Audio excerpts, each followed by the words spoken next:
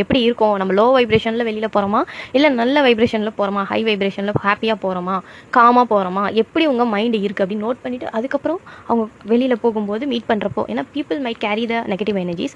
அதை நீங்கள் வீட்டுக்கு சில பேர் பார்த்தீங்கன்னா வீட்டிலேருந்து போகும்போது ரொம்ப சாதுவாக அமைதியாக தான் போவாங்க, ஆஃபீஸ்க்கோ இல்லை ஒர்க்குக்கோ இல்லை ஸ்கூலுக்கு இந்த மாதிரி ஒர்க் பண்ண போகிறவங்களோ. ஆனால் வரப்போ பார்த்தீங்கன்னா ரொம்ப டல்லாக வருவாங்க, இன்னும் கோவமாக வருவாங்க, அந்த அந்த கேரி பண்ணிட்டு வருவாங்க. அடுத்தவங்க சொல்கிற அந்த விஷயத்தை இப்போ யாரோ போட்டு யாரையோ வறுத்தெடுத்துருப்பாங்க, யாரையோ வந்து திட்டிருப்பாங்க, இவங்க என்ன பண்ணுவாங்க, அதை பார்த்துட்டு இல்லை இவங்களுக்கே அது அங்கே நடந்திருந்தா கூட அதை அப்படியே கேரி பண்ணி இங்கே எடுத்துகிட்டு வந்துருவாங்க. யாரோ ஒரு விஷயம் சொல்கிறாங்க, இவன் இப்படி பண்ணுறான், இப்படி என்ன அஃபெக்ட் பண்ணிடுச்சு அப்படின்னா அது இவங்களே அஃபெக்ட் பண்ண மாதிரி அதை எடுத்துகிட்டு வந்து வீட்டில் சொல்லிட்டு இருப்பாங்க.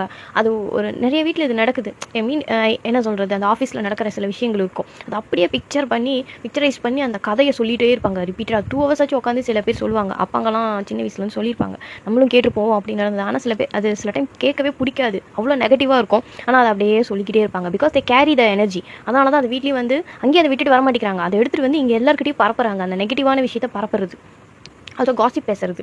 இன்னொருத்தங்க ஒரு விஷயம் தப்பு பண்ணிட்டாங்கன்னா அதை விடுறதே கிடையாது, அதை பெருசாக்கி பூதாகரம் ஆக்கி அதை 4 பேர்கிட்ட சொல்லி, இதை விமன் நிறைய